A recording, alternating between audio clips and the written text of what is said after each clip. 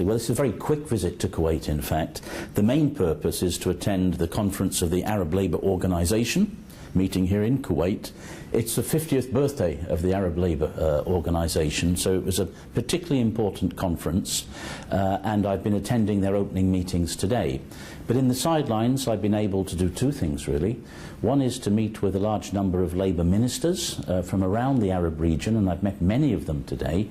Very useful to find out about developments and needs in their country, but also to meet with our Kuwaiti friends. I've been able to meet not only with the Minister of Social Affairs and Labour, meeting her and discussing developments here in Kuwait, but I was also received this morning, and I was very grateful for it, by the First Deputy Prime Minister and Foreign Minister.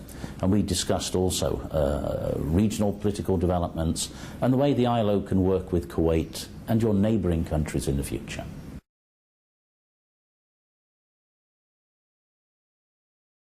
Well, the idea here, in fact, was not to reach formal agreements in general. We discussed ongoing work programs in Kuwait and in other countries. I did, in fact, sign one agreement. That was with the United Arab Emirates. We signed a cooperation agreement this afternoon with the Minister.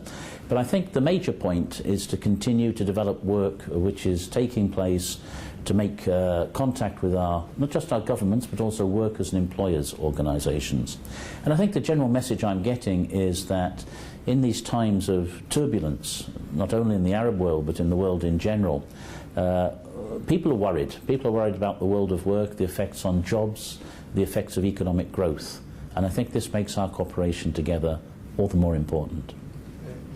In your view, what are the main challenges facing the Arab region? In general, and GCC countries in particular. But I think there's one overwhelming challenge, and that is the overwhelming challenge of unemployment. You know, in the world in general, unemployment is very high. There are more than 200 million people without a job. That's a lot. Unfortunately, and I have to say this, in the Arab region as a whole, that situation is even more acute. Levels of unemployment in Arab countries are about 3 times higher than in the world in general. So you have a very acute unemployment problem. And that is felt particularly, and here I would point to the GCC countries, this is felt particularly by young people.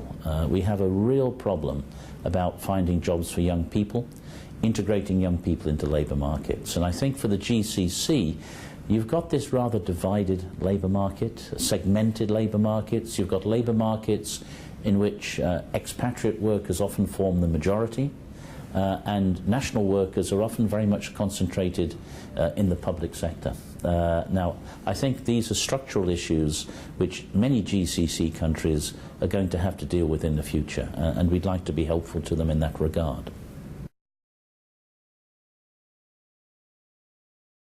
Well, I think there are a number of solutions. One thing is we have to get economic growth moving again. Many of your countries, of course, are closely tied to developments in the petroleum industry and petroleum prices.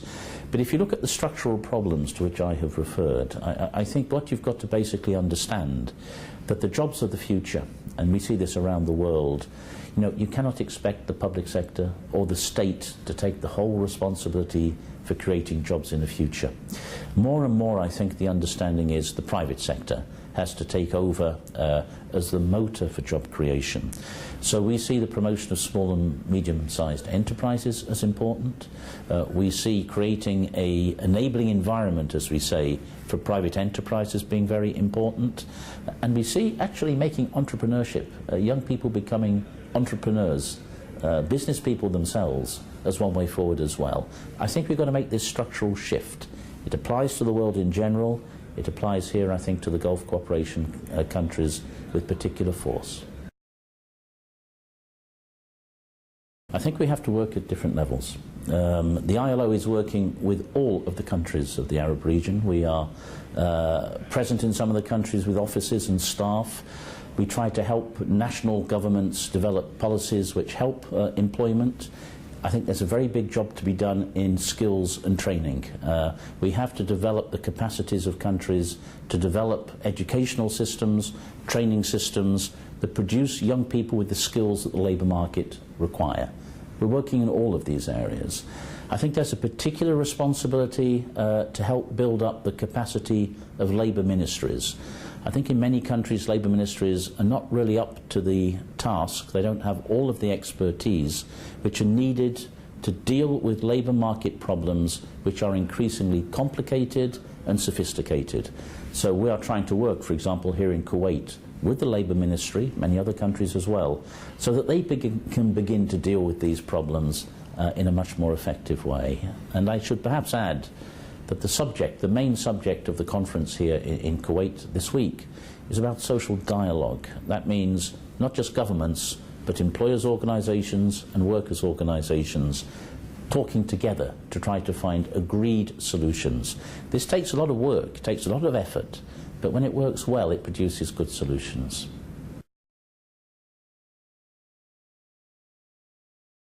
I think some messages here would certainly be the absolute priority in getting jobs moving. That does mean, I think, looking at the private sector. It does mean looking at skills and training. It does mean some structural changes in the nature of your economy. I think it's a mistake to rely solely on the petrol industry and in the long-term future. And this requires a great deal of effort. I also think social dialogue, dealing with workers and employers, is a key message, not just for Kuwait, but for the whole region. And I think as well, in countries like yours, where many of the workers, the majority of workers, are non-nationals, I think we have to be very attentive to the conditions under which they are employed. They also deserve decent employment conditions. So I think looking at the way in which they are recruited, the manner of their working conditions, the way in which disputes and problems are resolved is also an important element of the challenges that we all face together.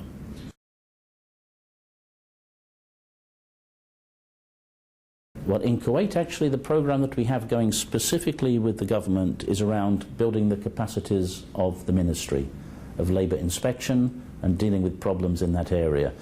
In a more general way, regionally, we are providing services in respect of youth and skills formation. We don't have a specific in-country program in that regard, but these are things that our conversations can lead to in the future. Yes, every year the ILO has its annual conference in Geneva, Switzerland. It brings a lot of people together, workers, employers and governments from our 185 member states. We've got three items on our agenda formally. One is about promoting small and medium-sized enterprises, which I think fits very closely into the challenges we've been talking about here in Kuwait. A second issue is about formalizing the informal economy. Many workers in the world, indeed the majority of workers, work in informal settings, that is to say, outside the coverage of formal labour legislation and the protection of formal institutions. We have to work to change this because real development, sustained development of our societies does depend very strongly on formalisation. That will produce what we call a recommendation, a new international instrument, an agreement about how to go about formalisation. This is, I think, a key debate at our conference. Then there's a third debate, which is about labour protection, how we should be protecting workers in terms of health and safety, proper working conditions at work, and this will be important. In addition, I should add that we will be having some guests, heads of state coming to the conference, and we're going to be looking, I think, in that context at climate change, the way climate change interacts with the world of work. Let's not forget, it's people working who contribute to climate change. So when we try to combat climate change, it will inevitably have an effect on work. And we have to find a way, and it's perfectly possible, of reconciling the goals of combating climate change, but making sure people have jobs to go to and we have economic growth to produce better living standards.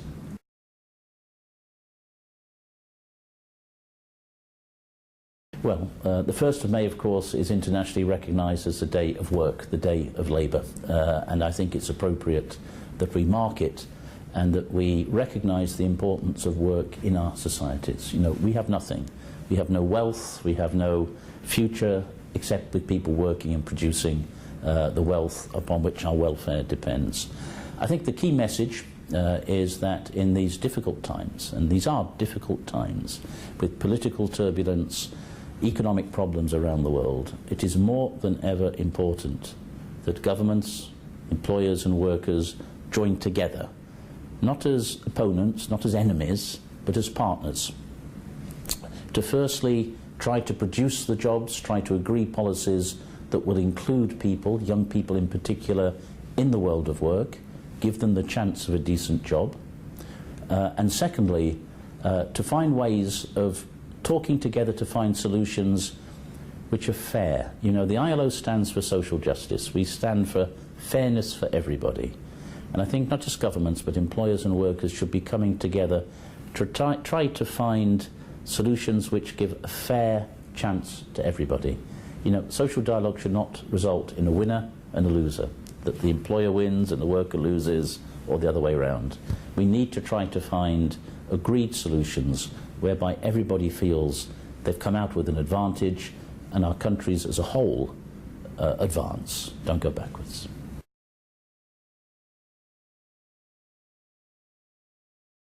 Well, I think undoubtedly it's going to be jobs, jobs, jobs. We talk about the recovery of the global economy, but the fact of the matter is that global unemployment is still going up. We have to make that curve go back down again. That means growth. That means, as I've said, dialogue to find fair solutions. But the challenges ahead are multiple. We have to, I think, particularly look after and be attentive to those who are most vulnerable, those who are worst off in labour markets. I think perhaps of domestic workers, I think of migrant workers, I think of women who are often either excluded from or disadvantaged in labour market. I think of rural workers. Nearly half of the people in the world work in the countryside. We forget them very often. Informal workers. So I really think that as we try to reduce these unemployment figures generally, we need to give a particular attention to these disadvantaged workers and to young workers, to young people. The biggest threat to our society, and we face many threats, is not being able to offer a decent future, and that means a decent job to our young people. So I hope that we can focus on those issues in the year ahead.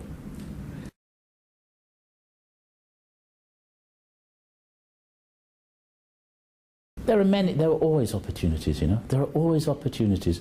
We worry about so many things. We think technology is going to destroy jobs, and maybe it will in some cases. But technology can transform our societies. We have more technical capacity to meet human needs, to get rid of poverty, to get rid of disease. We have tremendous productive potential. We just have to organise our societies and our thinking to take advantage of those opportunities. I'm always an optimist. There's a lot to be optimistic about, but we have to realise all of that potential.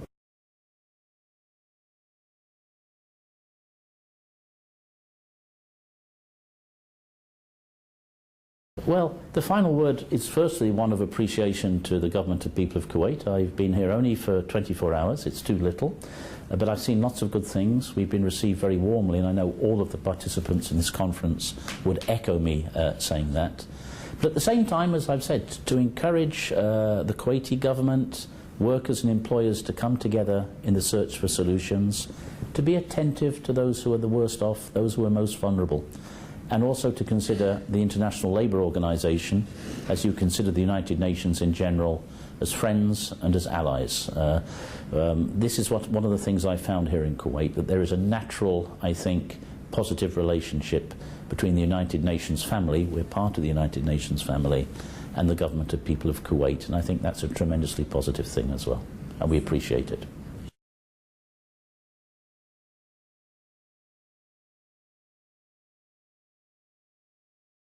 Look, I don't have one planned, but in all of my conversations with the ministers of the GCC in particular, I think we're all agreed that this rather quick visit is not enough to go into all of these issues quickly. So I think a visit back to the region really quite soon, I'd like to put that on my schedule. Now that may be in Kuwait, it may be in one of the other neighbouring countries, but we'll be coming back to talk to our Kuwaiti friends in any case.